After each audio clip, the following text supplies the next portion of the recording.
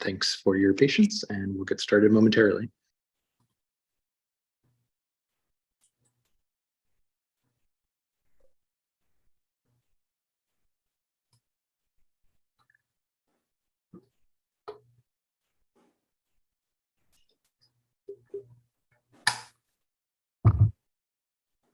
We are now streaming to YouTube.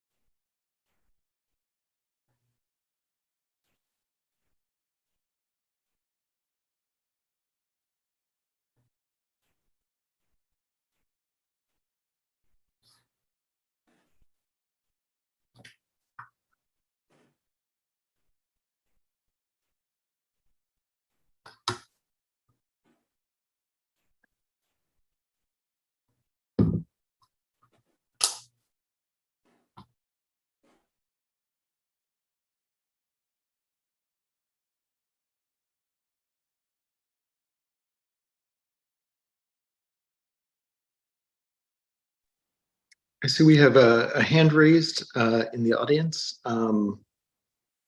Pastor, can you unmute yourself, or sorry, Secretary Jacobson, do we need to take action to allow that to happen? There we go.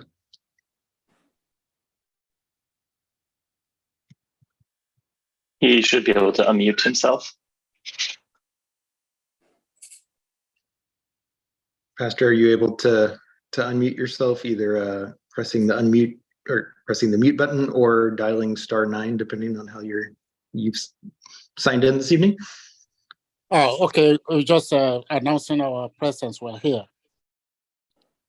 Fantastic. Thank you very much for the committee's witness. This is the applicant in one of our zoning cases this evening. Thank you, Pastor, for being here. We appreciate it. Thank you, sir. And Mr. Goyet is also logging, our agent. Sounds great. We look forward to hearing from you. Yes, sir. Yes, sir.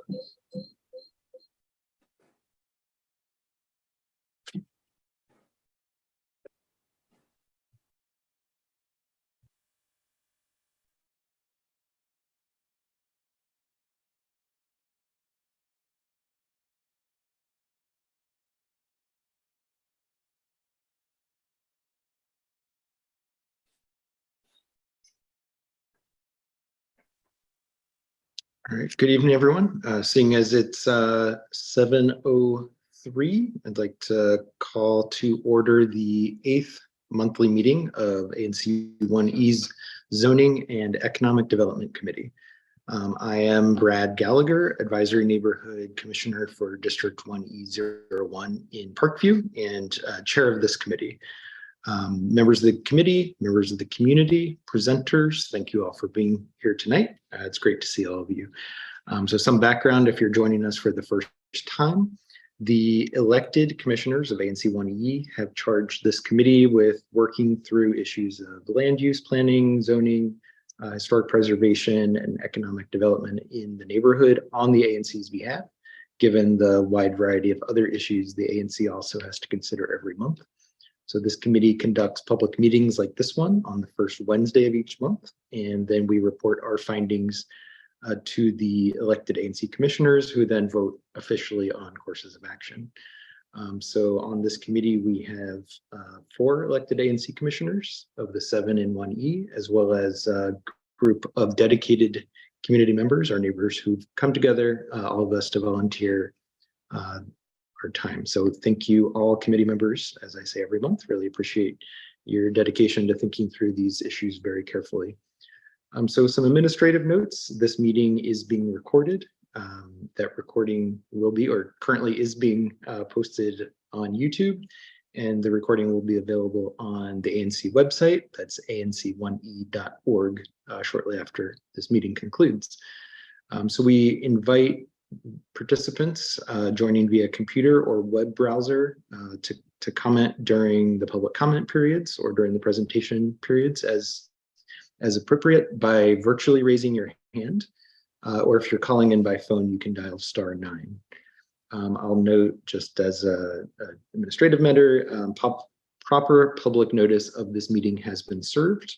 It was noticed to the community via ANC1E's website and email listserv, as well as social media alerts in as many places as possible. I'd like to call the roll of committee members I believe are with us tonight. I don't believe Adam Chamey has joined us. If that's not the case, please let me know. And Commissioner Brian Footer has let me know he will not be able to make it tonight. Do we have Bradford Grant, Professor Grant, on the line? I didn't see him. Commissioner Josh Jacobson. Present. And right on cue, Dimitri McDaniel. Hi, everyone. Present. Excellent. Thanks, Mr. McDaniel. I don't believe Alice Mortlock is here, but please let me know if that's not the case. Patrick Nelson. Present. Mr. Nelson, great to see you. And Tony Norman. Present. Hi, Mr. Norman. I don't believe we have Kay Pearson or Jess Remington. Please correct me if I'm wrong. And last, but certainly not least, Commissioner Michael Ray. Good evening. Present. Good evening. Thank you all. So looking at this evening's agenda, Commissioner Jacobson, could I ask you to share? Oh, sure. I was not prepared to share, but I will pull up the agenda. I can do it. I got it. Okay.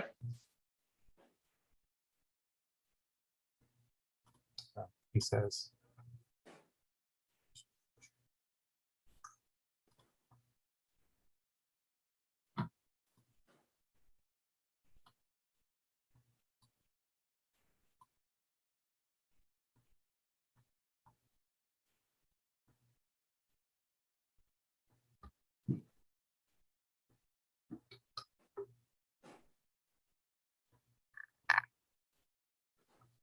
If you're talking, you're muted. Thank you, Mr. McDaniel. Excellent. I was insulting my own technological skills, so that was appropriate.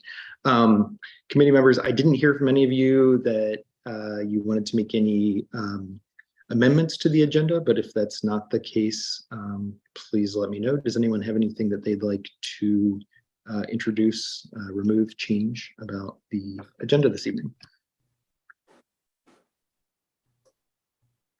Hearing and seeing no comments, I'd like to motion with unanimous consent that we adopt the agenda as drafted.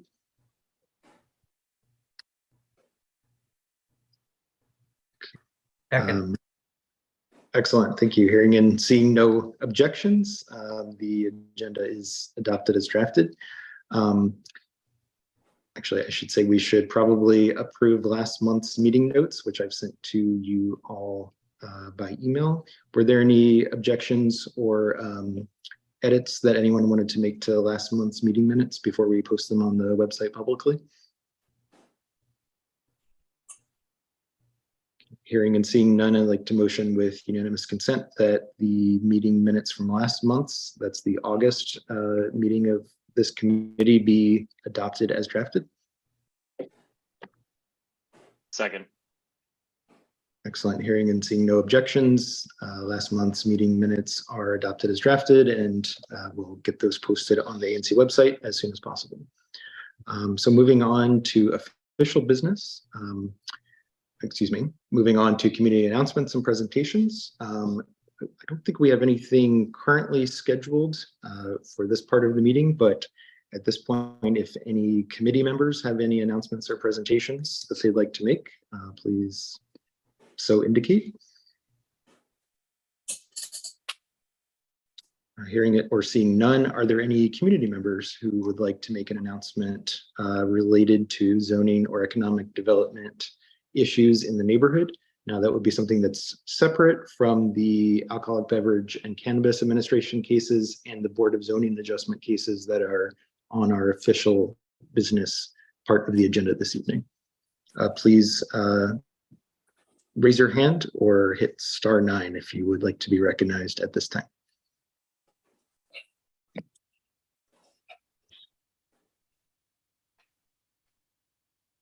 All right, hearing and seeing no indication of community announcements or presentations, I'd like for us to move on to official business and committee updates. So our first official business item scheduled this evening is an Alcoholic Beverage and Cannabis Administration case with regard to the business that's doing business as Medusa Lounge, 2632 Georgia Avenue Northwest. Commissioner Jacobson, I'd like to hand the floor over to you for updates to the committee on this case. Thank you. Yes, thank you, Commissioner Gallagher. This will be fairly similar to what we had talked about in, I believe it was the June meeting.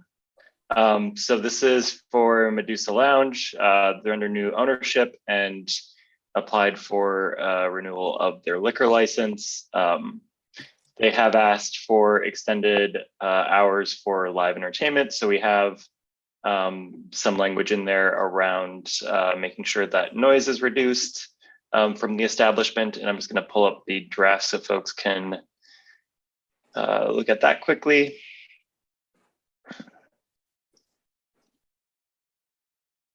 And it is loading.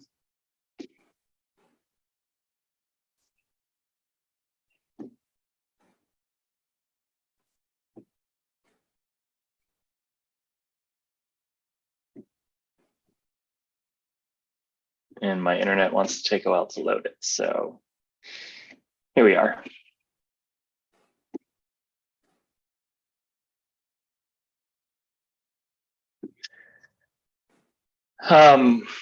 Since we last spoke, they asked for the addition of Sunday entertainment hours.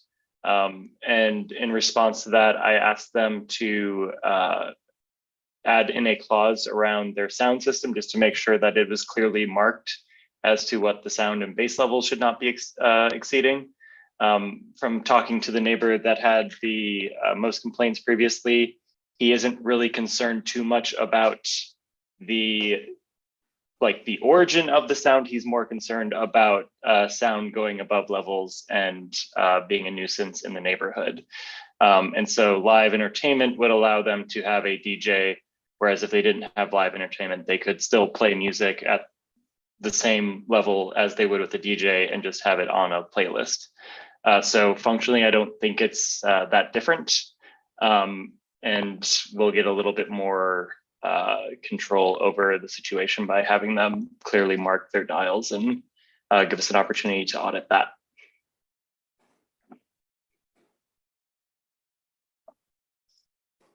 Otherwise, this is the same language that we had used with the settlement agreement for previous owners of Medusa Lounge.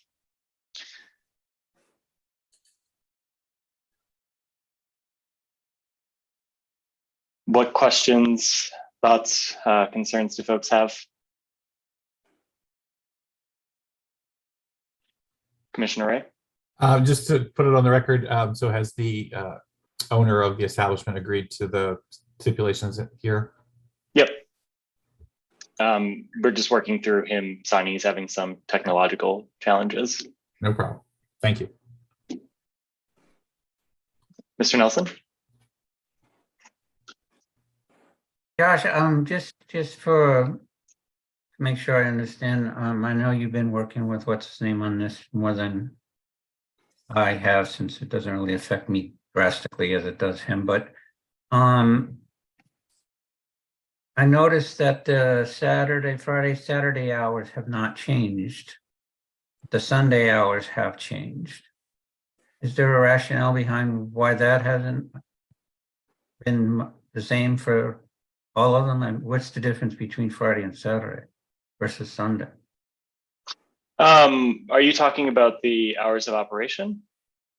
Yeah, well, you have 2 a.m.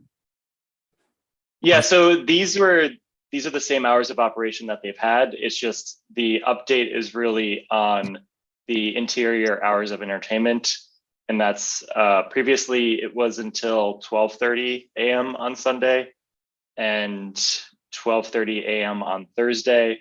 And so then the interior hours of entertainment would then be 2 a.m. on Sunday and 2 a.m. on Thursday. Okay. And then the other question I had, or is more of a comment, is the area where it talks about trash. I'm assuming that you've already had conversations with them and they're aware of what you're putting in here, since this is a new settlement agreement for them. This language was in the previous settlement agreement that he had gone through before. I didn't specifically talk to him about this language in here, but I'm happy to make sure that he understands what's written in here and just make that more of a direct conversation. Okay, the only reason I'm bringing that up is that you have here removing dumpsters from public space on site. I'm assuming you're talking about the garbage cans that are out there now.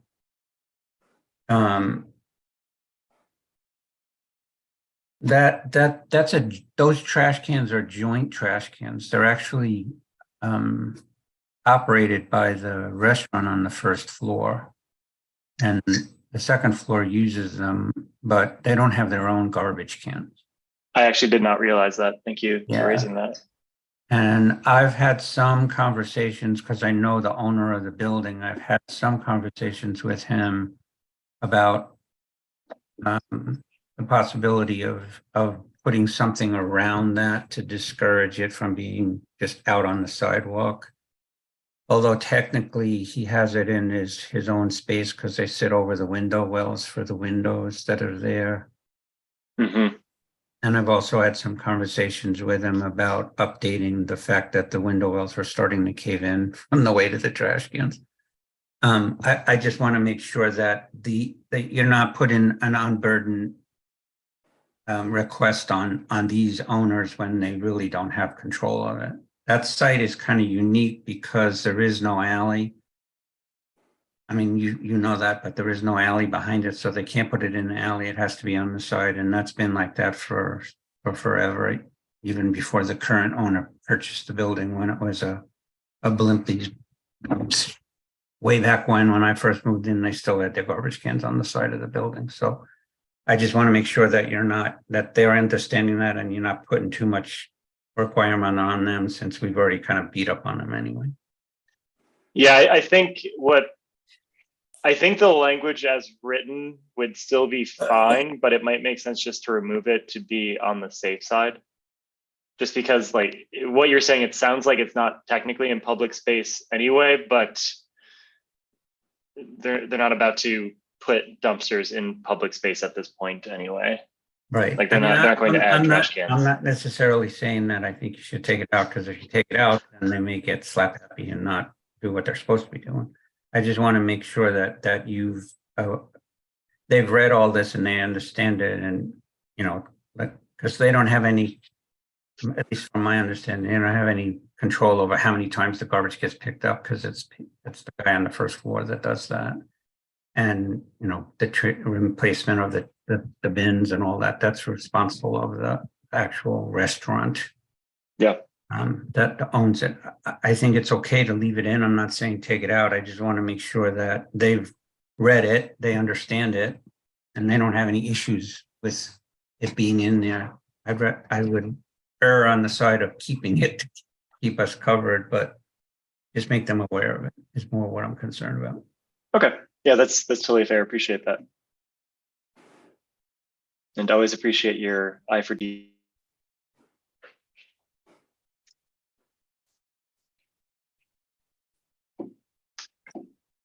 Any other questions from the committee? Brad, do you want me to move on to members of the community? Yeah, that sounds great, Commissioner. Thanks. Any members of the community that have questions or comments? If so, feel free to raise your hand. I don't see anyone dialed in. It looks like everyone is using Zoom, but if you are dialed in, I believe it's *9 to raise your hand.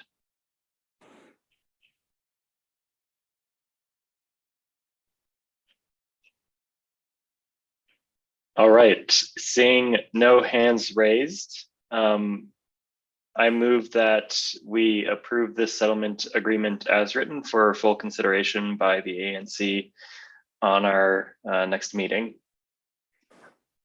Second.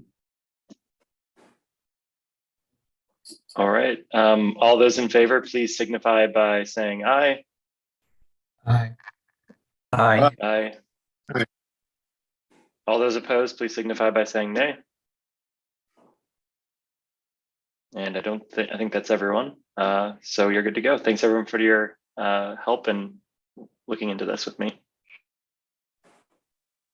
Thank you, Commissioner Jacobson, for the, as always, a very careful approach to these ABCA cases. Really appreciate your expertise, and look forward to presenting this committee's recommendation, which I recorded as 6-0, to support your motion to adopt the text as written. So the full ANC would consider that for the public's awareness at our next meeting, Wednesday, September 27th, also at 7 p.m. So moving on to our next official business item. This is the first of 3 Board of Zoning Adjustment, or BZA, cases that we'll be hearing this evening. So in the first case, for everyone's awareness, that's 20957. That's the BZA case number. That's in common parlance, that's 722 Kenyon Street Northwest. So we heard from the applicants or representatives last month, and this committee voted to support the application, but we had kind of some questions or concerns, and we're just asking for an update from the applicant's representatives this evening. So that's Mr. Crane and Mr. Lade, who I saw both of you. Will get you raised to panelist status and turn the floor over to you. Thanks for joining us.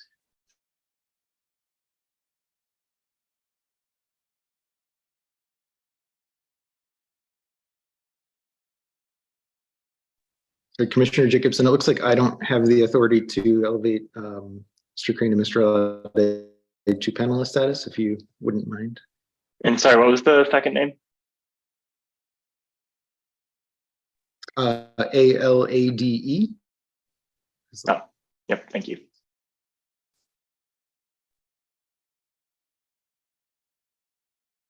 Hi, everyone. Can you hear me all right? Great.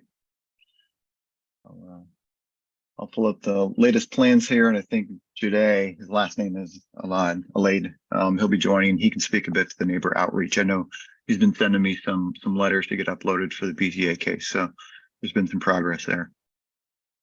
22.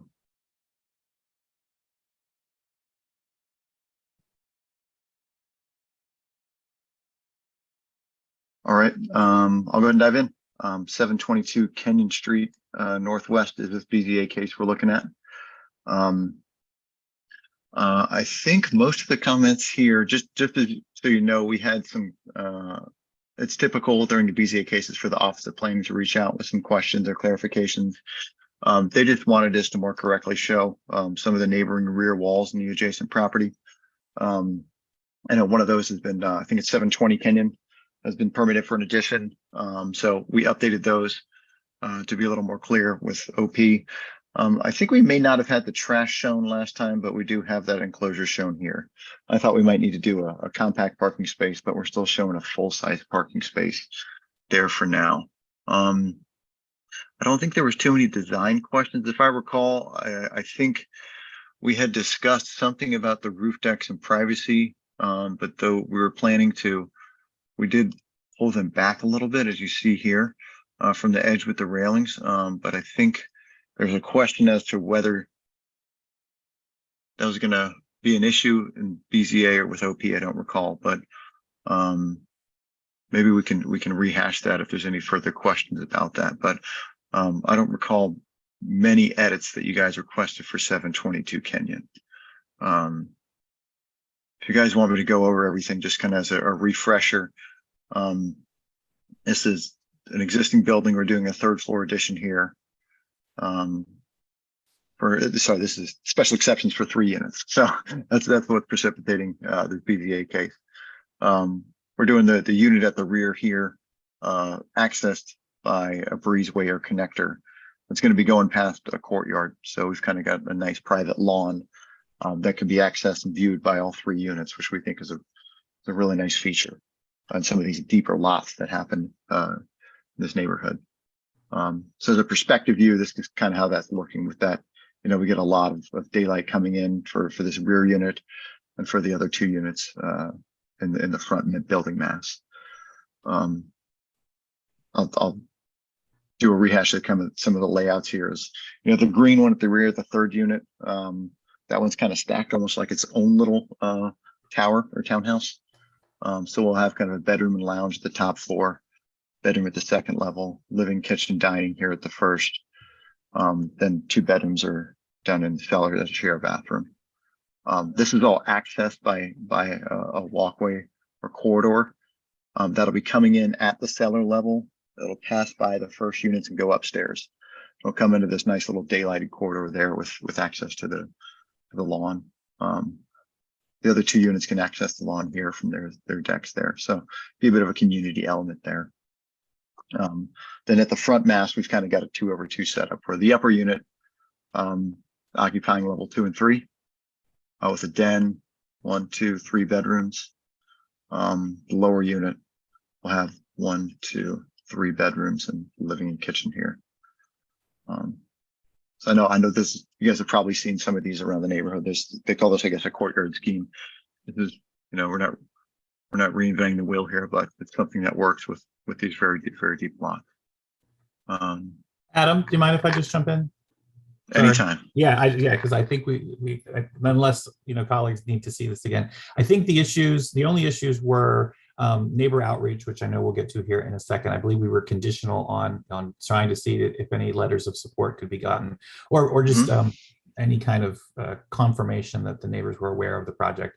And then secondly, your point on the roof decks, it wasn't our concern per se, but I know that the project across the street, OP did have an issue with putting roof decks on all of the space as opposed to just the space that was part of the original building or wasn't part of the beyond the 10-foot rule. So if OP is okay with it, I think the committee is okay with it, but I'm just, you know, we're making sure that we knew in advance whether or not they were going to ask you to make a change.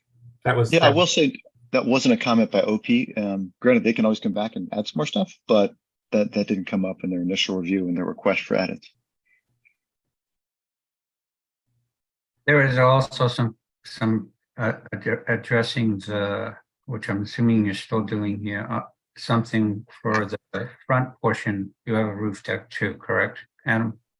Yeah. So this right here will be a roof deck that's serving that upper unit at the front. There's a separate roof deck for the rear unit. So it was, and I'm not sure if I brought it up or who brought it up, but there was also some question about whether or not this building the wall to the edge and having a solid wall is within OP's code, and that has to do with the connectivity of the both sides. Usually you have to have a little bit of a setback if you do a solid wall versus a railing.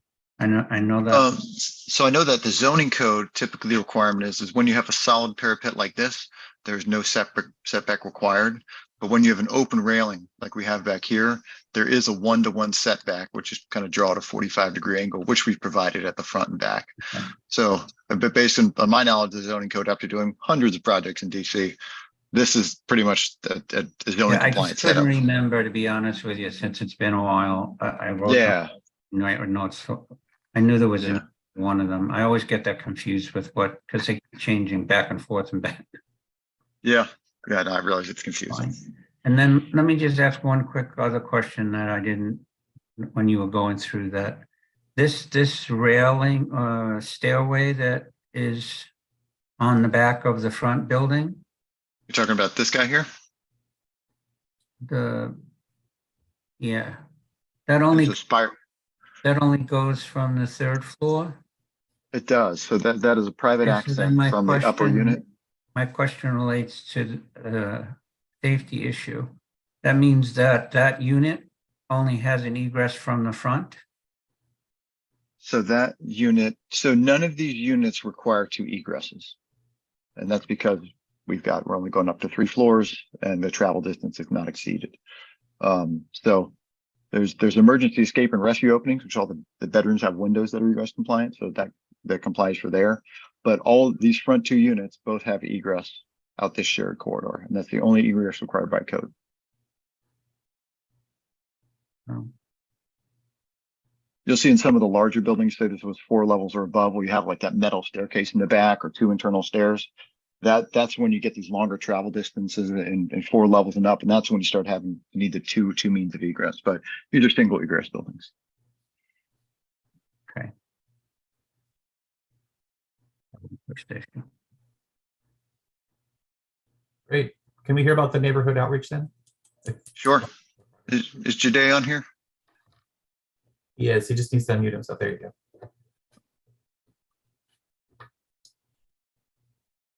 Good evening, everyone.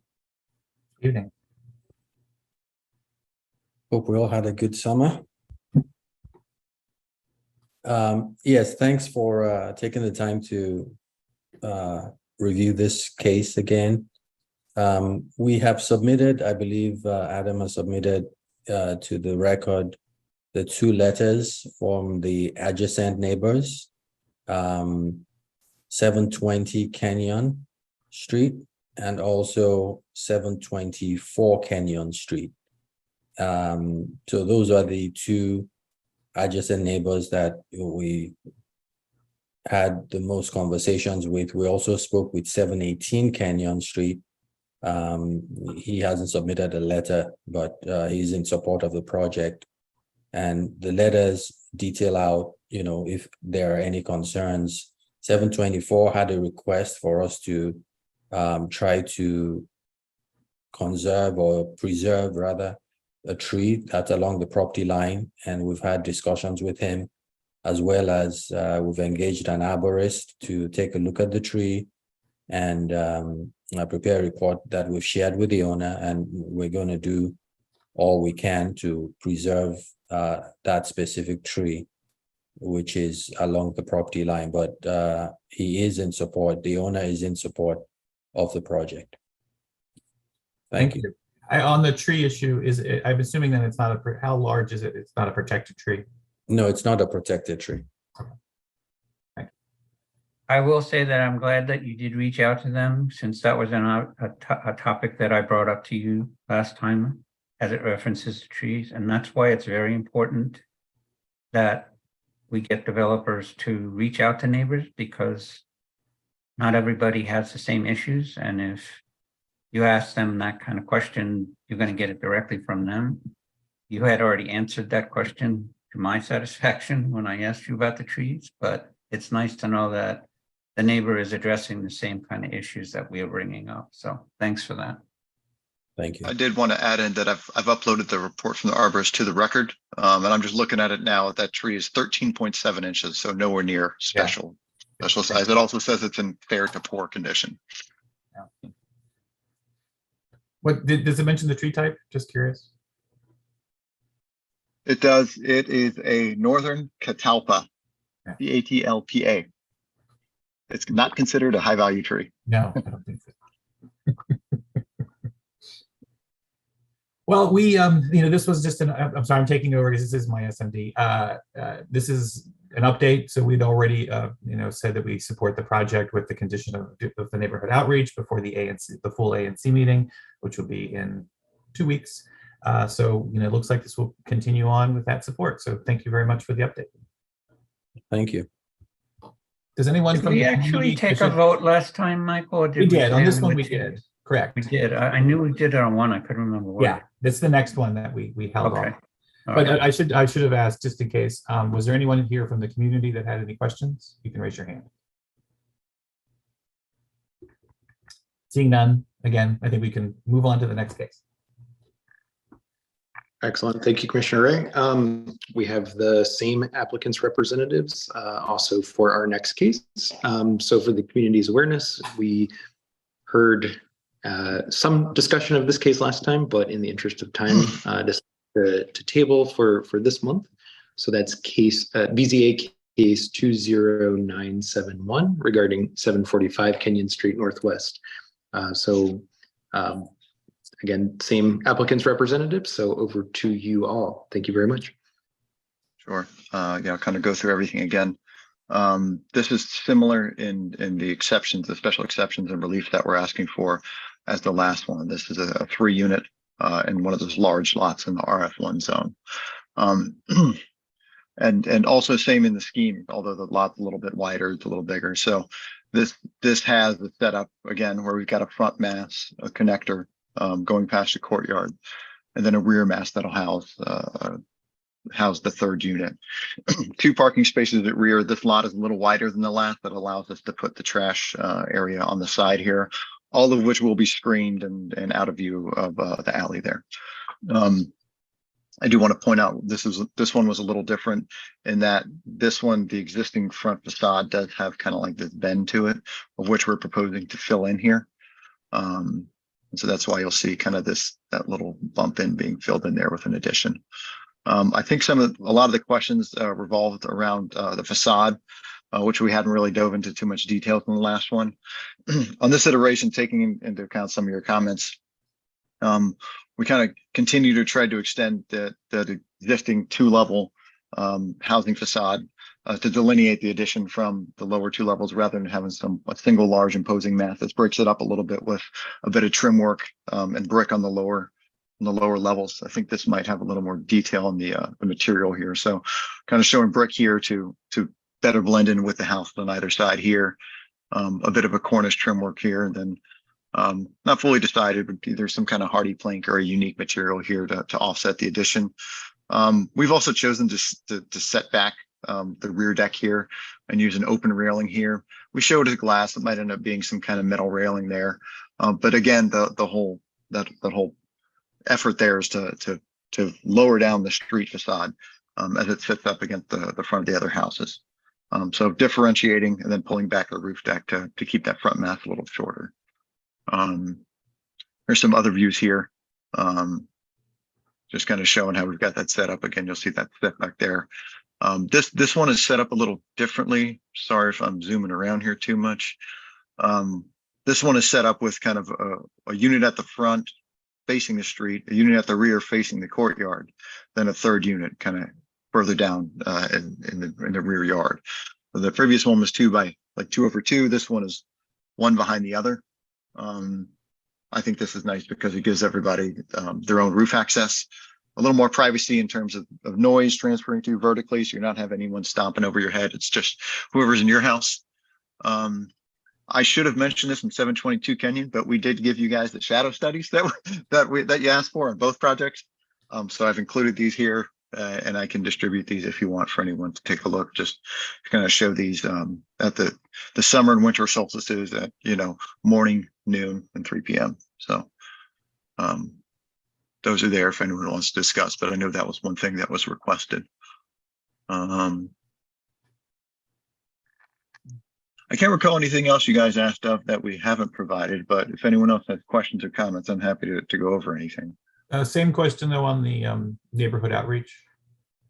Yeah, today.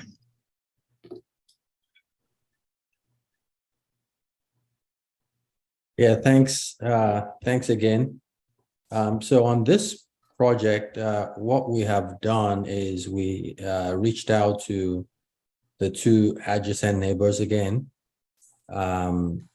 We had better success with 747, which is to the left facing the building. We have a letter from the owner in support of the project in the record. For 741, which is to the right, we had reached out and could not get a hold of the owner. The house is vacant. It's a rental. It's for rent, but it's vacant. It's been vacant for a while. We did eventually get a hold of the agent to the owner, who informed me that the owner is out of the country, more or less on a permanent basis, and that the agent is the one who is in charge of managing the property, and it's vacant for rent. We talked about, the proposed project, and also, looked at the whole chimney situation, where there's no active chimney or solar panel or anything like that on that property. There wasn't any specific objection. I do not have a letter from that neighbor because of the factors mentioned earlier, that I haven't been able to get in touch directly with the owner. However, before we go to the BZA, we would have certified mail going out to the address on record with the project drawings, and to see if there are any comments that come back. Thank you. No, thank you. Just to follow up a little on that, because I'm trying to remember if that property, if I've heard of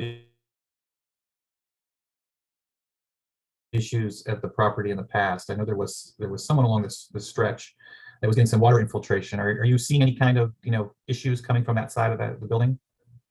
Nothing at all. Okay, good. And then if by chance you continue to have trouble getting in touch with the owner, when you do the wall checks, is that going to be a problem, or is the certified mail going to be sufficient? I believe the certified mail is going to be sufficient. Okay. Yeah, I mean, we can do underpinning by right, and we do have contact to the owner's representative, so I believe that should give us, adequate authority to do whatever we need to do. Great, thank you. And then to Adam, and both of you really, I enjoy the facade changes that you made. I think they look really good. I particularly like the setback of the upper parapet wall, because I think that kind of makes it not seem quite so large. And brick is sort of the common use on this block, so I think that worked out well. So I think so too. I'm pleased with the changes. So thank you very much. I'll let others ask their questions. Mr. Nelson, you've been patiently waiting. So Michael stole some of my thunder, but I'm going to say it anyway. Adam, can you just quickly, I know I've read this through, but just for my own knowledge, can you just explain, aside from the third unit request from BZA, what are the other items, if any? Sure. So sorry about that. The relief here is twofold. It is from the max 10-foot or the 10-foot rule, right? So we're doing that unit in the rear, so we've got to ask for relief from that. Okay. And then it is the third unit special exception. But I don't think we're going to need relief from the architectural rooftop elements at the front, just because I don't think there's much of a roof here that we're modifying with that front addition. So I think it's just those other two. Right. And I'm glad you said that, because I was going to say, I think based on the comments that we made to you and the changes that you made, you kind of eliminated that need. And yeah, I really want to say kudos to the fact that you listened to the input and really did a good synopsis of reconfiguring the front in a way that it satisfies me more than I thought you would be willing to do, to be honest with you. Oh no, well, you guys will be living around this for a while, and we respect that. So we try and be as compliant as possible for the people that are going to be driving and walking past us. Right. Other than that, I'm fine with it myself. Thank you. I think, Mr. Crane, luckily for you, Professor Grant, chair of Howard's architecture department and committee member, is not here this evening to provide further architectural critiques. I don't have to present a thesis. Actually, that's great. That's right. Actually, I think all of our committee members who are practicing architects or professors thereof are not here this evening. So you really got off easy. Congrats. All right. Did any other committee members have any questions or comments before we turn it over to the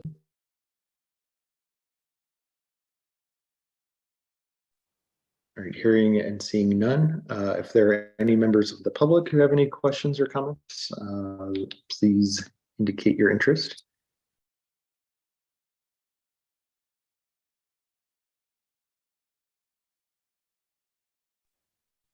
All right, hearing and seeing no indication of comments from the public either, I would entertain a motion on this one if anyone who's not me would like to do so.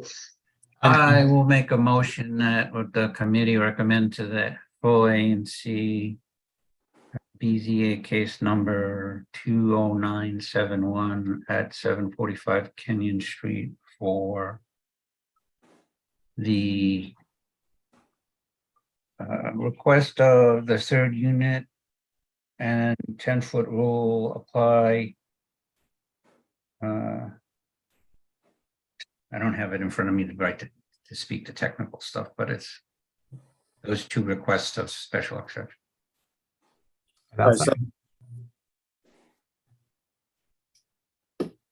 Sorry, might have been some crosstalk. Was that a second that I heard? Was that? I second, yes. Excellent, thank you. So at this time, all committee members voting in favor of the application as currently stated, please raise your hand or say aye to signal your support. Aye. Aye. 6. Anyone opposed?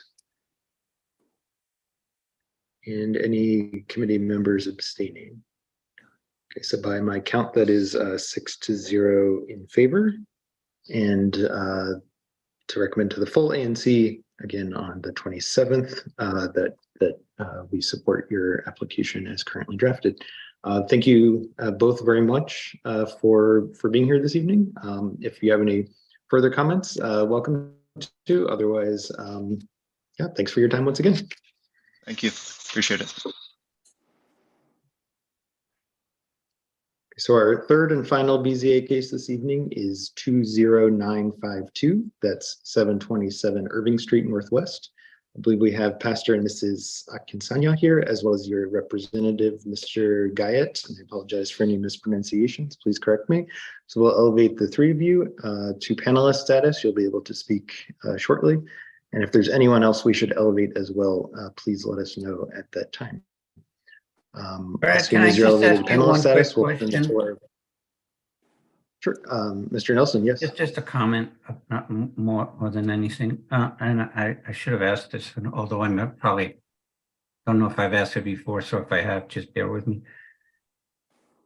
Do you normally consider that you might want to have the person who is the entity applying for the application show up at the ANC meeting just to be present in case there are questions from ANC commissioners who are not on this committee when the recommendation comes? Yeah. I don't know that we've done that in the past. Yeah, it's up to you guys. I usually do. I think I would say at least 90% of the time I do that behind the scenes. I let the applicants and or their representatives know when the full ANC is considering their case that they might want to be present.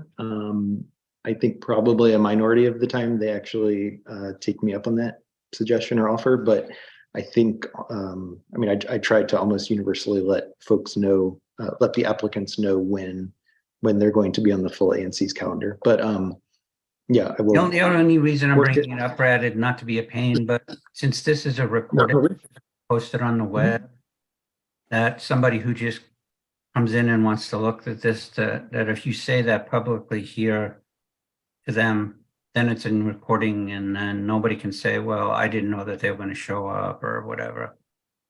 That's the only reason I'm bringing it up. Because I used to do that. Okay. That way they know now that they're offered to come and they don't have to. There's no requirements. But if somebody asks questions, even if a public person shows up at the ANC that hasn't been here and they ask questions, then the applicant can respond. Just trying to make your job a little bit. Yeah, thank you. No, I appreciate that. That's a great best practice and I will do that going forward. How about starting with this case, applicants and your representatives? Should the committee vote in favor of your application, you also will be invited to be present with no obligation to present at the full ANC meeting on the 27th as well. How did I do, Mr. Nelson? Is that good? Perfect. Excellent. Okay, so applicants in case 20952 727 Irving Street Northwest, the floor is yours. Thank you for being here with us this evening. Good evening, everybody. Thank you for the opportunity. My name is David Guyett. I'm the representative and part of the design team for this project. I'm helping the pastor and Mrs. Akinsanya present their project, their family home, to the BZA for relief. So to begin, I just want to, we are seeking, I'm going to share my screen for a second. So we're going before the BZA to seek relief from two items, one pertaining to the rooftop element, the architectural rooftop, and secondly, from the 10-foot rule. We've already submitted our application to the BZA. We've gotten comments from them for adjustments they've recommended, and we're just now seeking the support of the ANC. We've also gotten the support of our neighbors, and which we'll be detailing to you during this meeting. So to summarize the project once again, this is for 727 Irving Street. This is the home here, the property here in the striped awning. And what we are trying to do is to do an addition to this property by adding a third floor to it. Sir, I'm sorry, what we're seeing on the screen at the moment is just your referral memorandum. I'm not sure if you're meaning to show the. I see, right. I should probably just share the screen. Okay. All right, so this is the property here on 727 Irving Street with the striped awning. And the intention here is to add a third floor to this building, as well as add a 3-story addition in the rear yard, which will extend out about 40 feet. So obviously, because of the third floor addition, this is why we need relief from the architectural rooftop element. And we're pushing back beyond the 10-foot allowed by right. So we're seeking relief from the BZA for that as well. I'm going to switch over to show you the plans here.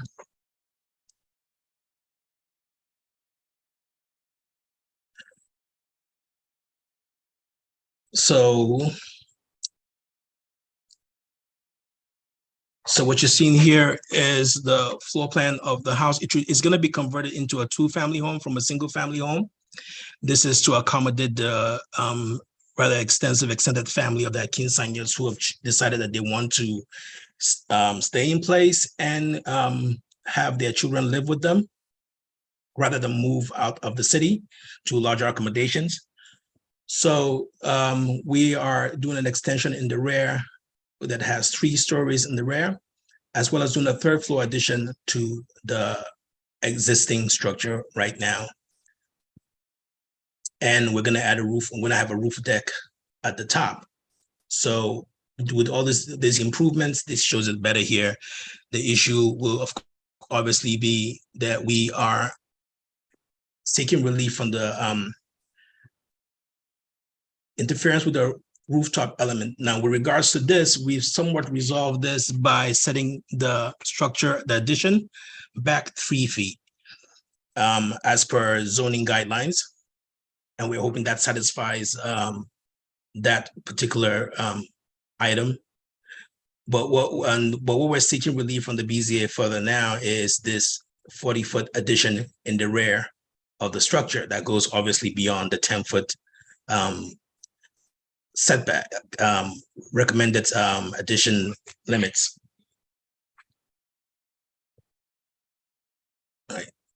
So to this end, we've made our case in our burden of proof statement that we, of course, will not be interfering with the quality of life or enjoyment of the neighboring properties.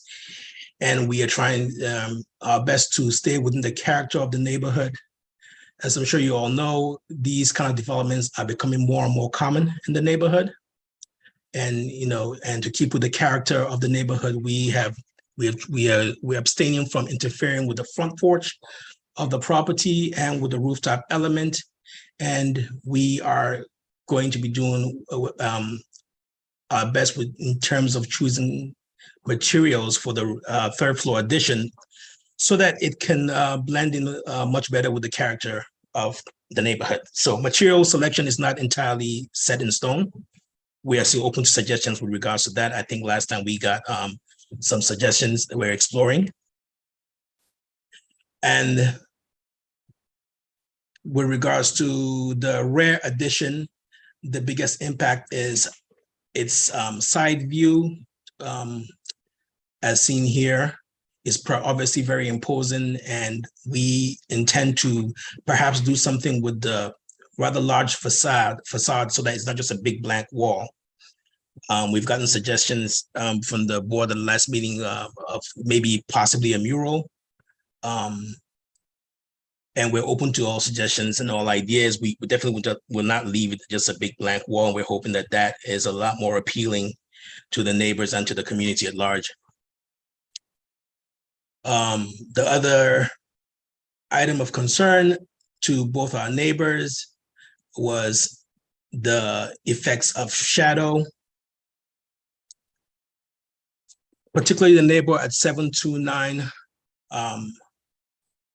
Irving Street, which is the neighbor to our left if you're standing in front of the building, or to the right here if you're in the rear. So our shadow study shows the effects of the shadow before and after construction. Obviously, our building is in the yellow, and you can see at 9 a.m., 12 noon, and 3 p.m. where the shadows fall. A more detailed study revealed that with regards to light for the purpose of gardening, only the neighbor to the right, which is 729, is affected by shadows in the rear yard. And after close investigating, we determined that only about 2 hours of daylight in the early morning between about 9 a.m. and 11 a.m. is actually compromised to anywhere to about a quarter to the whole of his rear yard. We've discussed it with the neighbor. He seems to be fine so far with our findings. The only issue he raised are common issues with major constructions with adjoining neighbors, things like concern about his fence and noise, as well as pest control during construction. And so far, everything's amicable. He has shown his support. I believe he's provided a letter also, which we can make available to you, showing his support for the project as long as these issues are kept in mind. And that in a nutshell is this. I'm summarizing, I think, based on our last presentation before the board, there were really no suggestions other than just to come back and present to the full board. So if you have any questions, I could take them or I can just continue. So I'll jump in. This is also in my S&D. It's all been my S&D this evening, so been busy. I believe the red, correct me if I'm wrong, I don't know if anyone's been by, but I believe the red house on the right is currently vacant. It looks like it's been gutted. Does anybody, can you confirm that? I cannot, but perhaps the pastor and his wife. Oh, they're not. Yeah, we didn't elevate them, I don't think. Yeah, if someone could raise Peter up, I think that would be helpful. I don't know. I did attempt to earlier, Okay. and he refused, but it's okay. Peter, raise your hand if you'd be willing to chat. Okay. Yeah. So clearly then it's the neighbor on the left that you've been speaking to. So good that you've gotten that. Please do put any letter that you've gotten from them into the record, into the ISIS record, so that we can review it before we get to the ANC case, the ANC full vote. It looks like you're keeping effectively the front, the brick that's there. Yeah. And then do you know what material you're thinking of for the addition on the roof? Not the roof, but the third story addition. Yeah, so I think. May I So far, we're sorry. Go ahead, Pastor. Tim. Oh, all right, sorry. I think it was last week. We had a fire in the neighborhood that affected that's I think 731. I mean 7 23, 723. I think that's the one that seems to be vacant. It's because of the fire. Oh, there was a fire? Yes, sir. Oh, I hadn't heard that. Oh, thank you. Yes. But it looks like it's been gutted at this point. So clearly that won't be a construction issue for you, hopefully.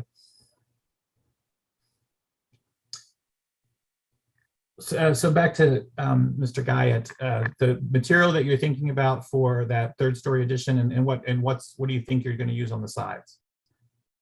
So on the side, I think a hardy board is the most durable material that will last without regular maintenance, especially because of the height of the building, and it'd probably be a better backing to any kind of a mural that we might put up there. Okay.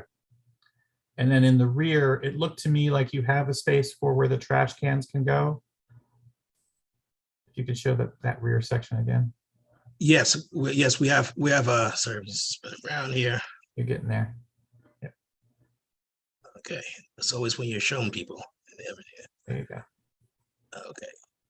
Yes, and yeah, we do have space in the rear. Maybe it'd be better. You'll see it better here in the plans.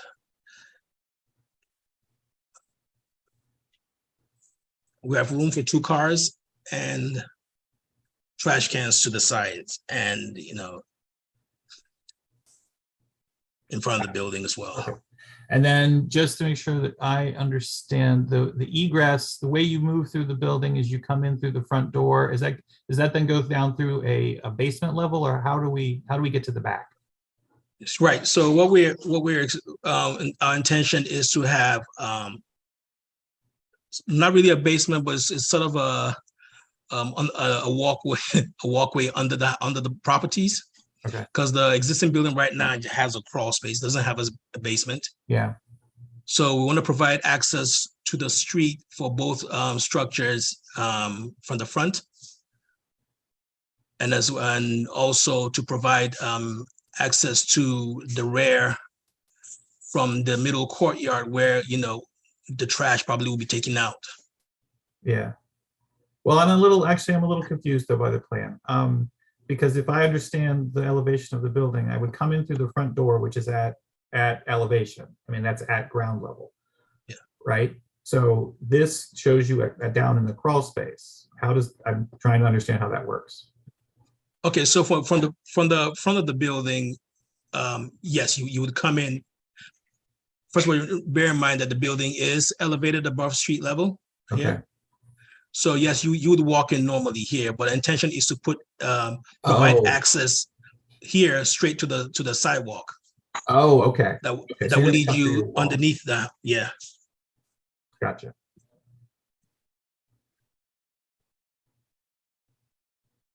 Could you show the front of the building again? I'm sorry. Right. I didn't see that in the plan. Sorry. You The front want to see the facade. elevation? Yeah, the front facade elevation. I'm trying to again just make sure I understand where that. See, that doesn't show a door. So you're showing then that you're saying then there will be a door below the porch. Yes. Okay. I would show that in the plans. Right. I would have that here. I think it's an important detail. I'm just saying. Yeah, no, I agree. I agree. Unfortunately, these are the plans we submitted to the DOB when we went before our zoning review. All right. Well, so if you get Peter May as a reviewer, I would expect that he's going to say something about not seeing that in the front plans. You may not get him, so maybe you'll be lucky. Right. Absolutely. No, anyway, we intend to. I'm always good. I'm here mostly to help you get a one and done. I want you to get down there, be able to answer their questions, and get out of there without having to go back. And so I would just say that to me, if I was on the board, looking at that, I might say, okay, where is this doorway that you're showing? So if you've got Right. something in the plans that shows that, it's just not in your front facade. I see. Yes. They understand. You could always do a supplemental, right? I mean, would they let you file just an extra page? I think I have a window now. I'm trying to, because I do see have it to there. get some. I can see it now how you're doing it. It makes Yeah. I got it. Okay. I've got some additional documents to provide, so I'm gonna try to get it in there. Okay. Thank you. That's all I have. Appreciate it. Mr. Nelson? Once again, Michael has stolen my thunder. That's questions that I want to. So I won't re-ask the questions about how do you get to the back unit. My only question that relates to that is, I understand that this is a conversion for the family to use and you're making 2 units, but is there a clear demarcation between unit A in the front and unit B in the back if at some time they decide that they want to rent the back versus the front? I don't see, and because I'm not a total architect of how to read your drawings, and I was looking at 14 different versions on. I see. I just want that it's clear that there's technically 2 units, even though the family's going to be using the whole house. Right. I think this will explain better. Yeah. So it is the properties, the 2 units are completely separated on all levels, except the first floor. Okay, that's what I thought based on what I was looking at, but I couldn't quite get that. The entrance So to the second unit was throwing me off by that, but that explains it now. Yeah. So yes, there's a mud room here. This mud room is the only thing that connects these 2 units. Okay, and at some time that can be closed off if they wanted to make it permanently 2 separate units. Yes. Okay, and then the other comment that I will make is that I'm glad that you took the input from OP or wherever you got it from and changed the front facade. That was a huge issue for me. And I think you've done a really good job of changing that and making it more palatable. And I also agree with the fact that you've set the rooftop piece back correctly, because some architects don't quite understand the whole setback for the architectural elements. So kudos on that. Right. I'm glad. Yeah, we had to go back and forth with that a little bit. It was unclear where the 3-foot setback really began. So we picked it right from the roof ridge. That rule is not very clear in any of the guidelines. So I'm glad it's sufficient.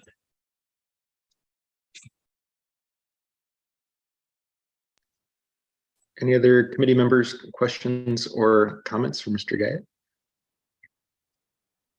Commissioner Jacobson?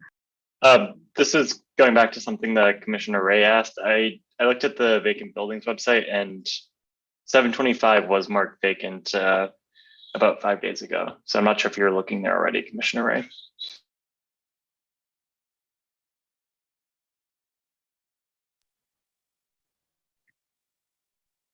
Okay. Any other committee members? Vacant buildings site, which I wasn't. Yes, that's when she Miss Cindy. 725 is Miss Cindy Mitchell. So after the fire, the city now came and posted something there, so maybe that's affected her. Thank you, Pastor, for the clarification. Yeah, the main fireplace was that fire affected was 723, but the fire department they broke into the 2 adjacent building next to that one, to that fire, that the place that was gutted by fire. So they went in there to make sure there was nothing to become problem later. So, and I think that's I don't know if 725 has another problem other than that, but that's the vacancy became possible as a result of the aftermath of the fire.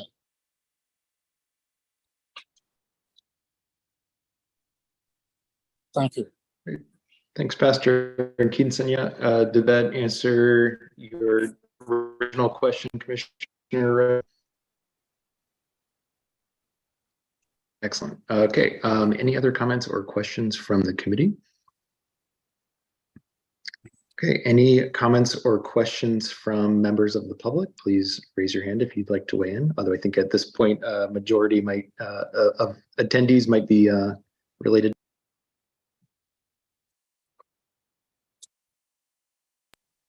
Okay, hearing and seeing none. Any other thoughts, committee, or are we ready to take a vote on this one? Happy to make a motion if there's nothing else. I'll I don't make, see anything, Commissioner. Michael, so that you don't have to be commissioner in doing, you can second it. Please, Patrick, please go ahead.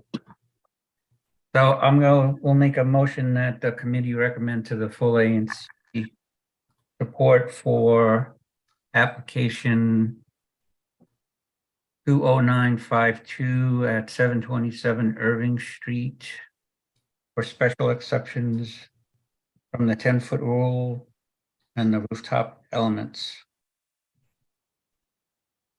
Seconded.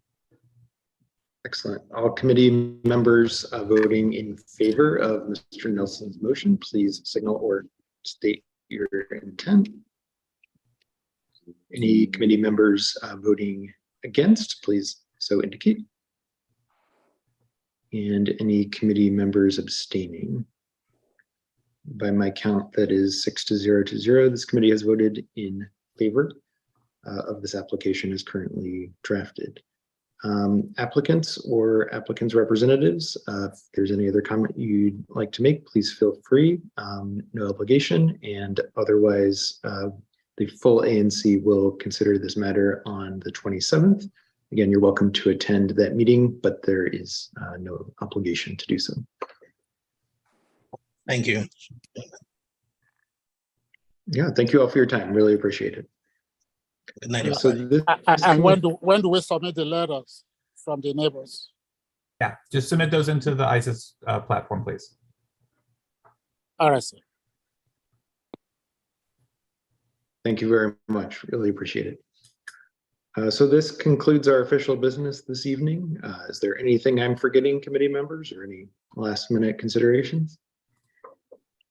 Hearing and seeing none, I'd like to motion by unanimous consent to adjourn for this evening, unless there are any objections.